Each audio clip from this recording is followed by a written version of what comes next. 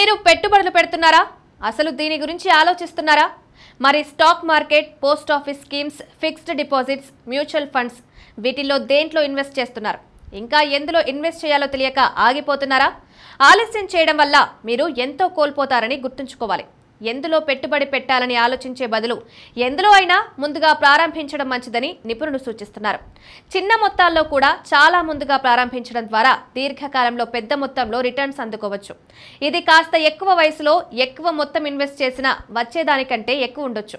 Post office schemes, fixed డిపాజిట్ల వంటి వాటిల్లో రిస్క్ అసలు లేకపోయినా ఇక్కడ రాబడి ద్రవ్యోల్బణాన్ని అధిగమించేలా ఉండకపోవచ్చు.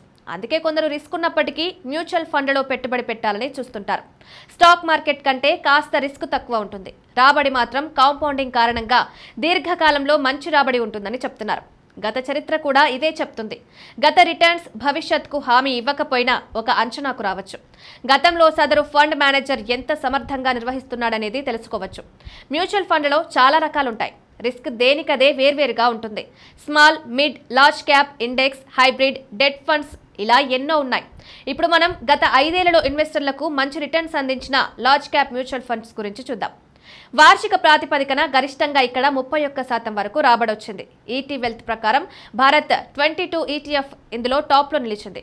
ఇది 5 ఏళ్లలో ఏకంగా 31.7% రిటర్న్స్ ఇవ్వగా ₹1,00,000 పెట్టుబడిని సరిగ్గా 3.96 లక్షలు చేసింది. అంటే 2.96 లక్షల లాభం వచ్చింది.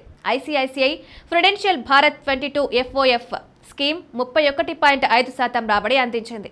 ఇక్కడ ₹1,00,000 5 ఏళ్లలో 3.93 లక్షలు చేసింది. SBI BSE Sensex next 50 ETF, UTI BSE Sensex next 50 ETF వార్షిక ప్రాతిపదికన సగటున 23.6% చొప్పున రాబడి అందించగా ₹1,00,000 పెట్టుబడిని 3 లక్షలు చేసింది. Nippon India ETF BSE Sensex next 50 23.4% returns ఇవ్వగా లక్షను దాదాపు 3 లక్షలుగా మలిచింది.